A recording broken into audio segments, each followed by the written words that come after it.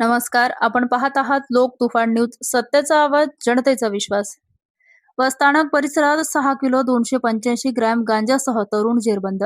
स्थानिक गुन्हे शाखेची धडाकेबाज कारवाई. 3,08,750 रुपये किमतीचा मुद्देमाल जप्त. जालना शहरात अवैध गांजा विक्री व वाहतुकीविरोधात स्थानिक गुन्हे शाखेने मोठी कारवाई करत एका तरुणाला गांजासह जेरबंद केलं. आरोपीच्या ताब्यातून तब्बल 6 किलो 285 ग्रॅम वजनाचा गांजा असे एकूण 3,08,750 रुपये किमतीचा मुद्देमाल जप्त करण्यात आला आहे. जालना जिल्ह्यात अवैध गांजा विक्री करणाऱ्या विरोधात कठोर कारवाई करण्याच्या सूचना पोलीस अधीक्षक तेगवीर सिंधू यांनी स्थानिक गुन्हे शाखेचे पोलीस निरीक्षक पंकज जाधव यांना दिल्या होत्या. त्यानुसार स्थानिक गुन्हे शाखेच्या पथकाने अवैध गांजा विक्री करणाऱ्याची माहिती संकलित करून कारवाई करण्याची मोहीम सुरू केली होती. दरम्यान 25 ऑगस्ट 2026 रोजी पोलिसांना मिळालेल्या गोपनीय माहितीनुसार सूरज सदाशिव हादगुले वय 24 वर्ष राहणार महबूबनगर अंबड तालुका अंबड जिल्हा जालना हा गांजा बाळगून असल्याची माहिती मिळाली. त्या माहितीच्या आधारे पोलिसांनी नूरशहावली दर्गा रोड बसस्थानक परिसर जालना येथे सापळा रचून सूरज हादगुले याला ताब्यात घेतलं.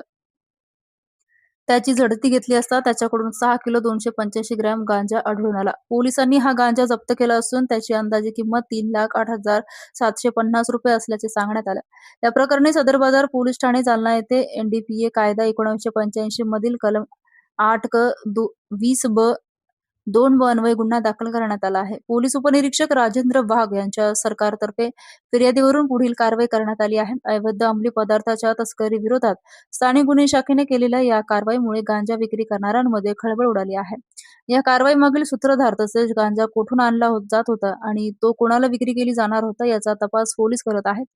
सदरची कारवाई पोलीस अधीक्षक तेगवीर सिंधू, अपर पोलीस अधीक्षक विक्रम साळी, उपविभागीय पोलीस अधिकारी जालना अनंत कुलकर्णी यांच्या मार्गदर्शनाखाली स्थानिक गुन्हे शाखेचे पोलीस निरीक्षक पंकज जाधव, सहाय्यक पोलीस निरीक्षक सचिन खामगळ, पोलीस उपनिरीक्षक राजेंद्र वाघ व पोलीस अंमलदार रमेश राठोड, प्रभाकर वाघ, सागर बाविस्कर, दत्ता वाघुंडे, विजय डिक्कर, फुलचंद गव्हाणे, इर्शाद पटेल, सतीश श्रीवास, रमेश काळे, योगेश सहाणे, प्रदीप करतारे, गणपत पवार, सुनील पवार सर्व स्थानिक गुन्हा शाखा जालना यांनी केली आहे.